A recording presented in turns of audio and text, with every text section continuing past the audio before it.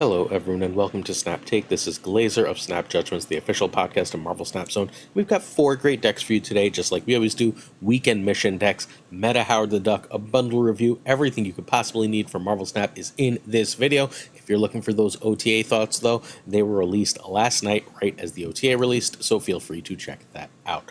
Our first deck is from Space. This deck is called Vertigo. It's about going tall and making you sick. The Man-Thing was buffed yesterday to a 4-7. I know it's showing a 4-5. It takes a little while for the Marvel Snap Deck Builder to update.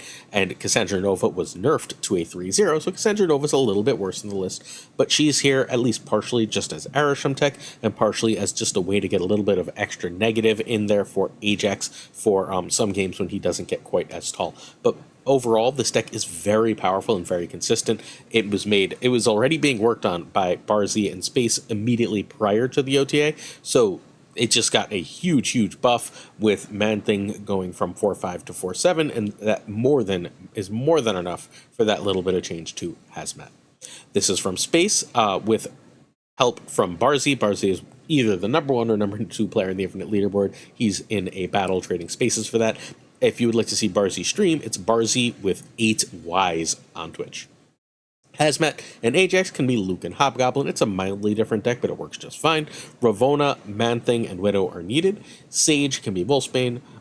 Kate Bishop can be Jeff. I wouldn't change Kate for anything else. Kate's actually really great. I keep trying to tell everyone exactly how good Kate is. Kate is an incredible card.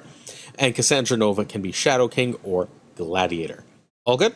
I'm partial to Shadow King here because you can Shadow King off their high power Hazmat at the end of the game. And if that's after a Sarah, you can do both of those with your Ajax, which is just crazy. All right, so this is a seemingly meta Man-Thing deck. It's very soon, so I can't swear that this is up to every bit of the normal standard, but Barzy thinks this is great, and Space thinks this is great. Both are winning a ton with this. I tried it out. I won a few games. I lost one to random location variants and one to an opponent who had a Galactus that I straight up did not see coming. So, but outside of that, I was absolutely kicking all sorts of butt with this. It's very strong. So turn 1 pass in that you don't have any ones. Turn 2 is Ravonna. That's over White Widow or Kate, and it's going to depend on your hand whether you White Widow or Kate. If you don't have much to do the next turns, if you only have other 2-drops, you'd rather Kate so that you have the ones to fill out your curve. White Widow is saying, I've got Debris, I've got Green Goblin, stuff like that to do. Cool. So if you Widowed, you Debris or Goblin, and if not, you play Cassandra Nova. You're also fine if you're going to drop a Man-Thing to drop your Goblin here, even if you're losing an extra energy in doing so. That's totally fine, because Man-Thing, that Goblin lane, is absolutely huge. Man-Thing is better than dropping 2 2s, and remember that Ravonna makes Cassandra and Green Goblin 2s. Cassandra Nova on turn 4 is a 3-5, which is fine, but not amazing. A 3-5 that does nothing else except maybe give a couple cards negative is good, but not great. The Goblin as a 2 is insane, though. Feel free to play any of those cards as well with Hawkeye cards too. Especially good, obviously, is the Acid Arrow, since this deck has a Clog sub-theme, and that Acid Arrow is amazing if you can get it into a Man-Thing lane.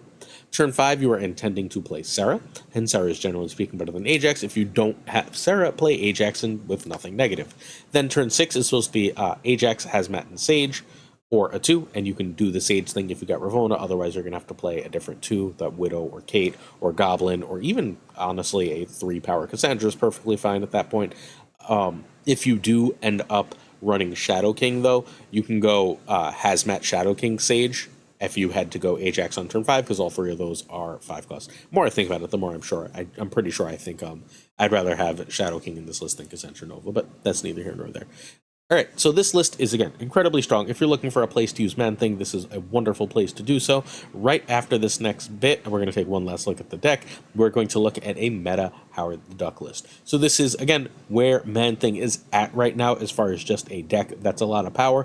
Remember that your Man-Thing... sorry, that was very immature. Your Man-Thing, Cassandra Nova, and White Widow can give you a 10-11 power Ajax, and look, you've played enough Marvel Snap that you know a 10-11 power Darkhawk is usually enough, so can a 10-11 power Man-Thing as well. You can also just obviously Shang at any point where you feel it's appropriate. I ended up Shanging. I'm seeing a lot of sort of idiot-style decks that are running either Cull Obsidian or early Sasquatch Mockingbird stuff, and I've been just Shanging those off on turn 4 without any real issue. So this, again, list is huge power, very cool list. I urge you to check it out if you have access to it. But in addition, I'd like to ask you to hit that sub button. Right below me, there's a little red YouTube button. If you click that, you can sub to the channel.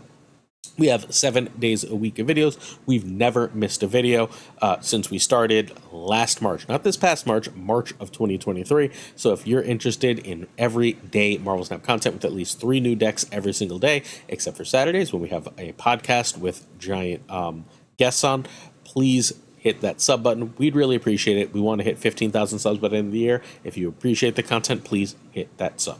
In addition, we do the biggest giveaways. All you have to do is sub, like, comment. Cool. The comment you have to add is basically on any video this week, and any video that has a comment that answers the specific question is eligible to win the season pass. And that's it. We're giving away 1 a week until the new season, when we give away 10. We give away 10 the first 2 weeks of every season, so if you're interested in that, you can check that out as well. Next up, we are running 15 alliances. All you have to do is join our Discord linked in the description. If you're looking for a competitive alliance that completes all its goals, please feel free to join. The steps are on the screen. Pause it if you want. In addition, SnapCon is coming up like today and tomorrow. Check it out. We're sponsoring a major tournament there. The great Felicity is running it. Our own Gunny T is running the tournament. Felicity is running SnapCon. And Sunday on Sizer Stream at something like 2 p.m. Pacific will be an alliance battle of the Revengers, the Facebook group, versus Snap Judgment's Legends. Marvel Snap Legends, Snap Judgment's Alliance's competitive alliance. If you're interested in checking that out, Sizer was number 1 on the Infinite leaderboard last season, number 2 each of the previous 2 seasons, number 1 in December. Phenomenal player. Go check out this very cool alliance battle on Sunday. All right, without further ado, yo, Woody MJ's Duck 20. Get it? Because it would be Deck 20 and it's Duck 20. See what you did there, Woody. This deck is awesome. This isn't like the best thing to do in the meta, but it is shockingly powerful, and you will absolutely steal cubes with this list once you learn to play it. It is not what you're ultimately learning to do with this deck is manage your board space. It is not always easy to manage board space with this deck in particular, but once you learn to manage your board space, you're putting out absolutely crazy power. Gwenpool is insanely key here, but look, America Chavez that hits a Brood Absorbing Man, even an Iron Man or Mysterio, is a great card.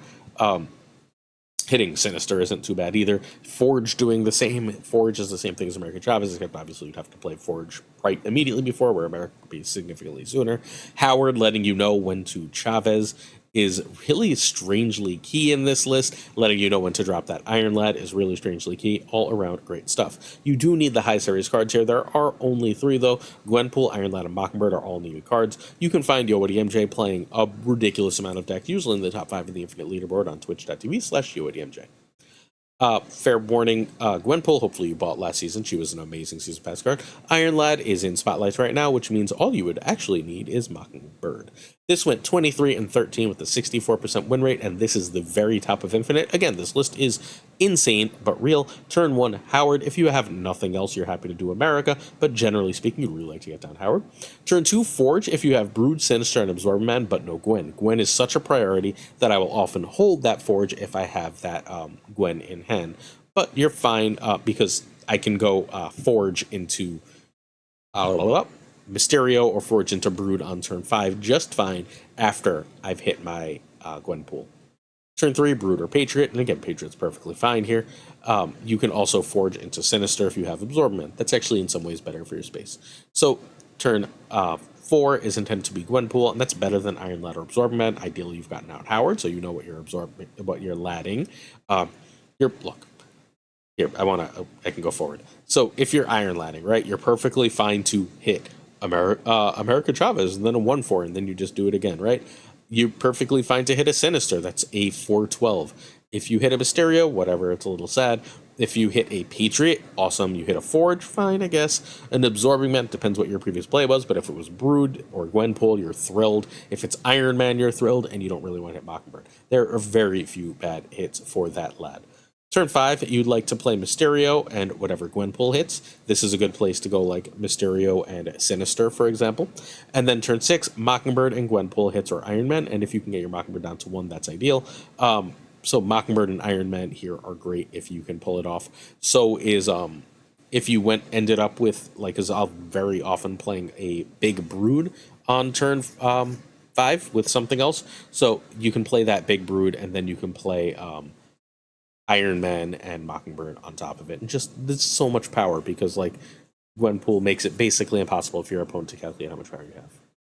All good. We're going to take one last look at this deck, and then we're going to do a bundle review, and then the return of Idiot's decks. Idiot's decks are, for anyone who's new here, giant decks that run Scar. Named by our friend Gunny, who he called them Big Dumb Idiots. All right, so again, one last look at this. Nothing like this in Marvel Snap.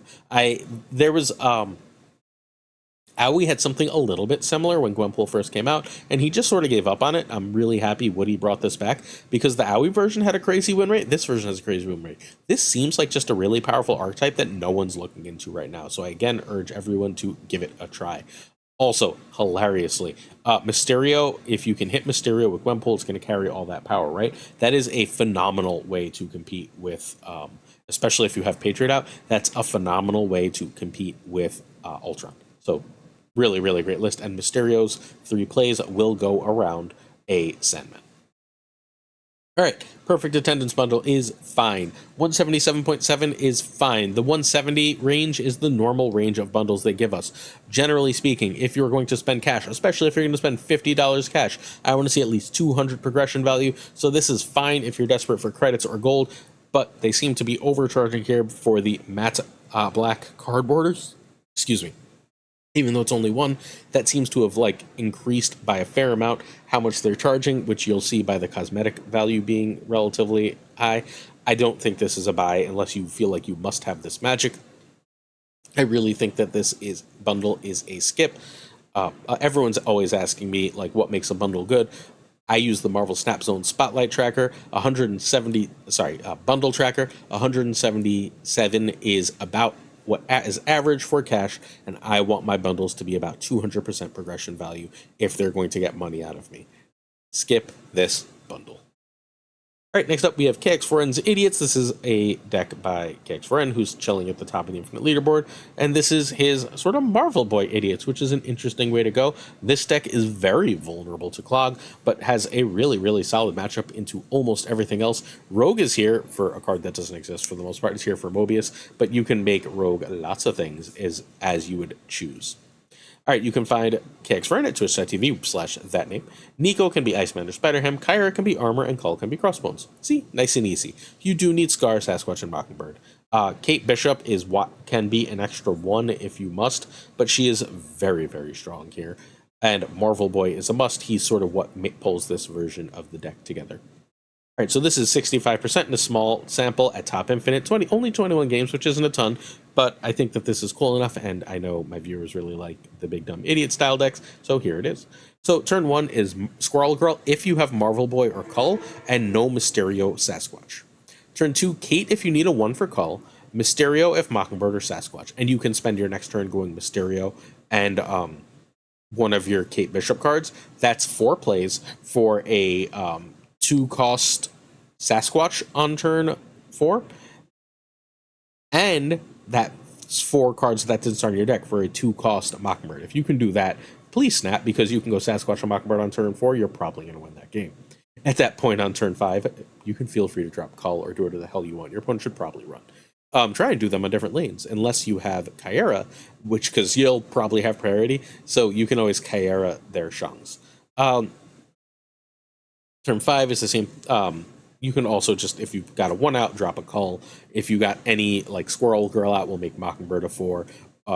If you got 2 plays on turn 3, you can drop Sasquatch. Or turn 5, same as 4. Fairly often it's Cull plus a 1 here. You're fine if you played any cards turn 4, your Sasquatch will be affordable. do whatever that. And then ideally you have a free scar, but fairly often you end up with a 2-cost scar, which is perfectly freaking fine. Your 2-cost scar is enough to play with Kyra or Shang-Chi, which is what you're trying to do. If they have something so big that like, oh man, my giant stuff isn't good enough, you drop Shang. If you have Prio and you know that they're getting ready to Shang you and that's going to be their comeback because you have 18 big things, then Kyra is amazing. It is often worth putting Cull in the same lane as Sasquatch or Mockingbird, so that, or just like letting that be your, like, I know they're going to Shang their lane and letting that be your throw lane that sort of wins. Cool. Next up, we're going to look at some weekend mission decks, but one last look at this most recent version of Idiots. Stellar deck, props to KingofCanada for coming up with it. Next up, weekend mission decks. We have 3 K-Bishop decks, but we totally already looked at 2. This Idiots deck is a K-Bishop deck, and that first deck that was running Man-Thing was a K-Bishop deck. We've got one more K-Bishop deck I want to talk about quickly. Wiccan decks that run Kate. Wiccan decks run Kate almost always. We're not going to look at any Wiccan decks that don't run Kate, except if you really don't have Kate-Bishop and must have a Wiccan deck. 2 days ago, Wednesday's video, we had a W Sarah Miracle Wiccan deck that's really, really great. It's the only, in my opinion, good list that runs Wiccan without Kate Bishop. All right, next up, 3 Wiccan decks and Kate decks. 3 Wiccan and Kate decks will be how we finish, and one of those will have a full guide. So let's begin with Kate Bishop is, I think, a must-have card. I think that this is the most versatile 2 in the game. I think she's about as good as Jeff, probably a step below, but like not significantly. She's copycat to Jeff's Nocturne, and then they nerfed Nocturne, but you get the idea. She's copycat to Jeff's Nocturne. She is a stellar card. I think you should buy her. I think like you should always buy the season pass because of the value it carries. If you're interested in that, check the Marvel Snap YouTube, where I like the official one, where I broke down all the math for what the season pass is in my video on that channel. But I think that she is a must-have card. And outside of the decks we've already talked about, I'd like to just highlight one small change to the deck I hit Infinite with. Okay, so I've been screwing around all season. Some of you know this, some of you don't. I'm going away Saturday to Colombia for 8 days. We'll have videos every day I'm gone. Some by friends, some by me. You'll see. We'll be totally fine. I've got a little surprise for the podcast. It'll be cool. But so I've been screwing around all season. I don't know why, but last night and today I decided to climb a little bit. So I went back to this deck and one other deck, and I went from like 1,700 back into the top 1,000 before I realized it. I woke up, I was a little below top 1,000. I climbed back into top 1,000. Because I'm a moron, I forgot to start my Untapped, and I don't actually have stats for it. But what I played was largely this deck. This deck is absolutely incredible. Now, I hit Infinite with it. I covered it in... you can find the video on the channel for the full breakdown. Just like look for the deck I hit Infinite with, fast and easy, something like that. That's this deck, except I changed one card. I cut Nocturne. Nocturne actually lost me a lot of cubes, just being kind of annoying. But what I did originally was I cut Copycat for Juggernaut because I realized Juggernaut was a great way to get extra cubes on my wins, and that was working amazingly. If I had just one play on Hope Summers, I could do Juggernaut and Shang-Chi to end games, which was absolutely insane. If I couldn't, Juggernaut and Captain Marvel was totally fine. So I had cut Copycat and I kept Nocturne. But this deck sort of needs every bit of power it can. That's why I talked to Sizer about this. Sizer's cutting Angela from a lot of these. I don't think you can afford to cut Angela. I think you do need the extra power. For any game you don't see gwenpool, you just sort of need every bit of extra power you have. Now, when that happens, what you... So you want Angela, right? That lost power on Nocturne really mattered. Copycat has all this upside, so I changed it for Copycat. Hawkeye is your extra way to trigger Thena, so if you don't have Kitty, you can go Hawkeye, then Arrow and Thena on 3, and then you have plenty of ways to trigger that Thena for the rest of the game. The other big key is be careful. Don't play Hawkeye immediately before Loki. You will clog yourself for a draw, which you really don't want to do. Loki is stellar. Loki is one of the best cards in the game. This list is so good. I absolutely love it. If you look up the stats for the Nocturne version, which is just Nocturne over Juggernaut, this still has a 60+% win rate on Marvel Snap Zone, or at least as of my recording this. Last I checked like an hour ago. So this is, again, a real list, and Juggernaut just makes it better. Please give this a try. All right. Friday's Wiccan review and my Last Chance review. All right, so this card is good. Every card they release is good. I don't think Wiccan is needed. I keep being told that there's a Wiccan bounce deck created by Jeff Hoagland. I'm going to be honest. The list is fine. I think that it's a really good monkey list. But the werewolf lists are where Bounce wants to be right now, at least in my opinion. Barzy backs this, .go backs this for now. So, like, I think that Wiccan is a very good card. It's good in the sort of ramp pixie decks that we saw yesterday. But again, like, it's a backup plan. It's not a requirement. This is a good card that you can buy if you really like the decks that it's featured in. Cool. So we're going to look at 3 more decks. If you really must play these decks, this is an okay card to buy. But it is very far, at least in my opinion, right now, from a must-have. All good? Feel free to get Wiccan if you want. And also, in addition to a lot of the top players yesterday being like, sure, it's fine, I guess this has potential, the stats on this are really low right now, so either people are playing it wrong, and like, it's entirely possible people are playing it wrong, but even in high infinite, the stats are really low on this. Particularly the cube rate is shockingly low, because if you snap on Wiccan, you sort of have to snap on Wiccan, right? Your opponent's either running for 1, or they're staying and sort of taking you for more, and that's kind of a problem with this card as well. All right, Cam Wiccan. This is the Cam Best list. Cam Best has had a lot of success with this list. I was all ready when Cam Best first featured this to feature this on the channel as a major deck, and then I watched Gnome play it, and Gnome really struggled. Cam was hitting Wiccan all the damn time with this, and Gnome was really hitting Wiccan rarely, and it changed the math of the deck.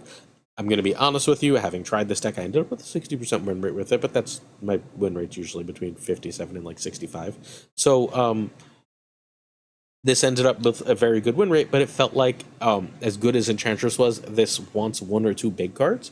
I'm not sure if it can afford 1 or 2 big cards. I don't really want to cut Shang. I definitely don't want to cut Coulson. But, like, I feel like a Mockingbird and a Devil Dino would go a really long way for this list. And then I think about the list a little more, and I'm like, well, if I'm doing Mockingbird and Devil Dino, is like Wiccan and Enchantress the cut? Is this just a really good shell with or without Wiccan? And I'm sort of overthinking things by adding this card. Loki into Wiccan is great and definitely a snap condition, but I think this just might be a good list, and it might not actually need Wiccan, which is a weird place to be, right? Like, I think this list might be better if, again, you just went Mockingbird, Devil Dino, let's go, and then you can go Devil Dino on 5, and because you have Snowguard and Maria Hill and Coulson and Hawkeye, if you can get a cheap enough Mockingbird with Shang to end the game, like, that's perfectly fine. I don't need the extra energy to, like, play a bunch of middle-sized cards that are only really good if I see Loki or Coulson. So, I don't know.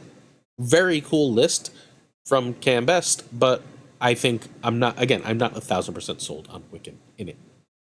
Next up, we have Binks Wiccan, Wakanda Forever, which I think is a great name. Props to Binks. This is yet another fun Wiccan list. This one is, well, so we looked at decks that are similar to this from Unfit Parrot and from Ika in yesterday's video, so I'm not going to spend forever on it. This is a fairly similar list. So this is Binks' take on it.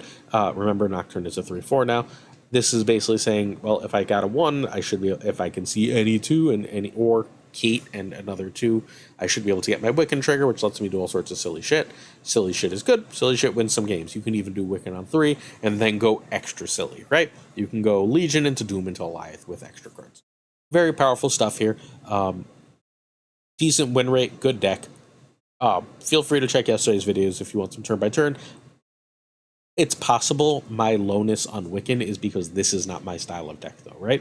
A deck that runs multiple 6s and tries to ramp, that's not really usually how I play Marvel Snap.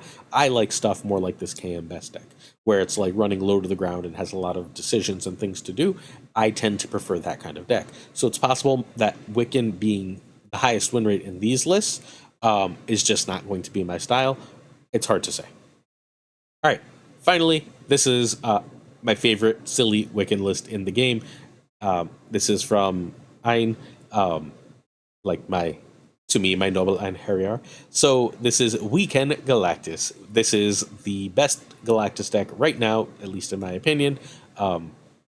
You can't run goblins. He was trying goblins, and then he remembered he's running Iron Lad and gave an opponent an Iron Lad and was like, oh, maybe I shouldn't do that. Yup. So this is, again, running what is sort of becoming the 2 package with Wiccan. You run 3 2s. You run Psylocke, Hawkeye, and Sabu with Wiccan.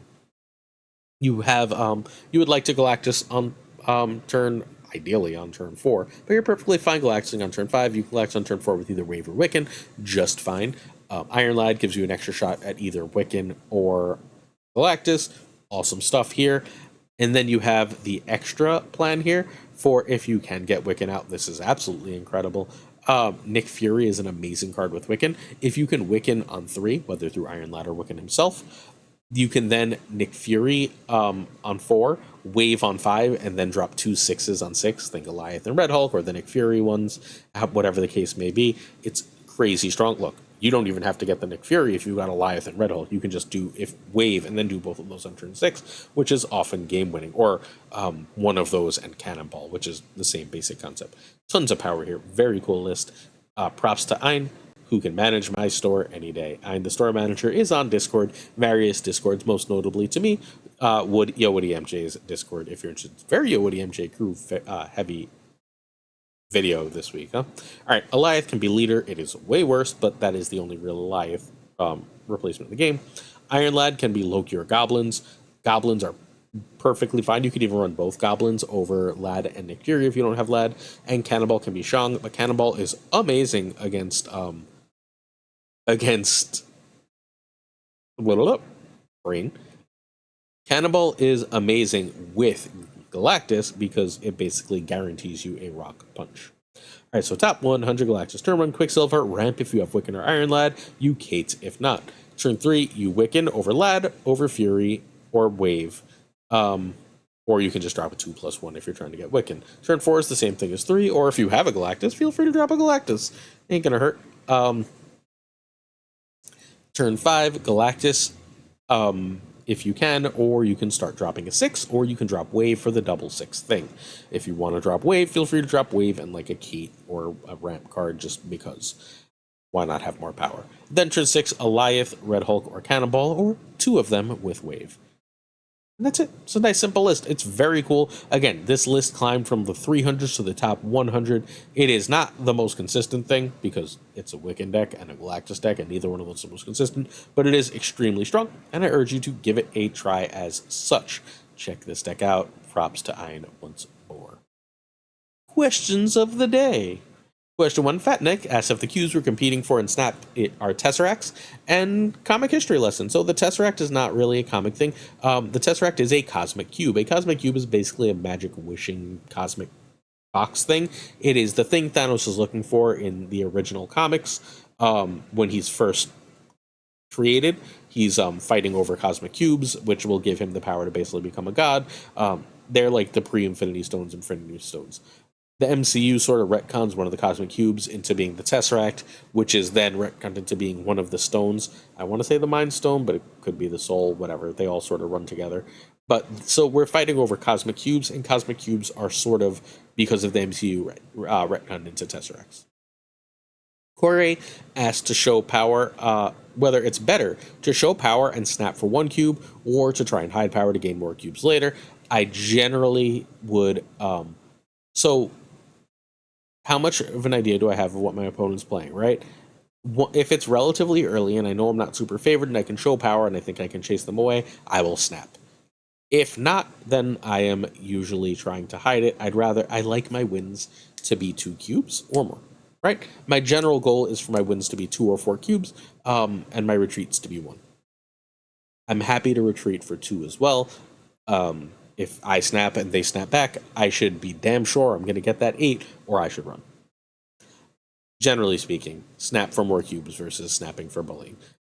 If people have enough discipline, your snapping to try and steal more cubes is going to be your ability to bully. However, I'm not like hiding power to snap. I'm still playing my hand to the best of my ability to win the game. Because if you hide that power early, you end up losing late because you didn't play some of that early power and you don't always have enough energy to.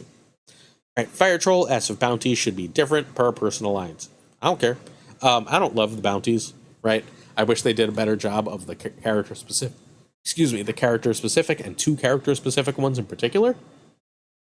But I don't care if they're from person or alliance. I just wish that they were organized better as a rule. Mandatory Burnout has 2 very different questions rolled into one. So first, what is the best smell? And fried chicken. like chicken cutlet is like my favorite smell. I don't know. I know that's not a perfume. I don't love the smell of nature stuff. I grew up in New York, so I'm just sort of used to like a sort of, I don't want to say funky smell, but definitely not like natural air. So I like natural air, but it's like not one of my favorite smells, and there's no perfume I really like. Um, and then as if full body deodorant is a scam, and I'm gonna tell you this, mandatory burnout. I have no idea what full body deodorant is, but my guess is, yeah, that sounds like some bullshit. If anyone would like to explain what full body deodorant is in the comments, please feel free. In fact, a wild guess as to what full body deodorant is seems like a wonderful way to try and win a season pass from this video. I'm going to announce, by the way, in Sunday's video, not today's video, the winners. I said yesterday it would be today. But then my family went out and I had like a quick window to record this, and I didn't pull winners yet, and I had to record this. Sorry. So, yeah, this is full body deodorant. Let me know. Hey, certain tiers of support on our Patreon come with honor. Thanks. Check out patreon.com/snapjudgments if you're interested. I'd like to say thank you to Abigail Giesland, Mandatory Berna, hey, Cables, what's going on? How you been? Matt H, Irregardless, David G. Wingfield, Direwolf, LAB, FaThorNewman, Good Dog Gamer, Deuce Volt, Inc., I Am Frostman, Jay Nevereat, Corwin, Rhyme Brian, Ryan Burke, Kiertix Lee, Koire, Pyrofros, The Goat Seeker, Denman Falcon, Quid Pro Joe, Archangel 3K, welcome back, my friend. Doc D, the King of Numerals Card Content, Frat Nick, Ginger Prime, Philip Rakovich, Ratco, Haplo, Kenny Loggins of the Danger Zone, Rob Silverman, The Bizza, Extras V, and Skippy G, Tommy Nyquist, the King of Bros Bro, Black Dahlia, The Great Kazoo, Jessica Gamble, Woody, Ryan Wood, Kev C. Hoda, Luna Chris, Quantum Quinn, John Q, Clam, 8th Sage, Mod Supreme Models, Darth Tater, Remus Atala, Brian Kaufman, Tristan H. Martin, Jason B., J. D. McDonaldino, The Fuzzy Dunlop, Spectrumix, Matt H., DJ Mikey Hijinks, No Frickin' Flex, Ocularis, Mr. Craig Sterry, Seamus, Jonesy, Two Ties, Lauren Whatevs, The Pirate King Tuccrr, hope you're having fun in SnapCon, The Homie Min, and of course Gunny T, where the T stands for. Thanks for watching this video. Right below, check out my OTA thoughts if you missed them yesterday. Appreciate your support and patronage as always. Check out the Patreon, by the way. If you're a $5 or $10 member, there's an announcement for you. Peace.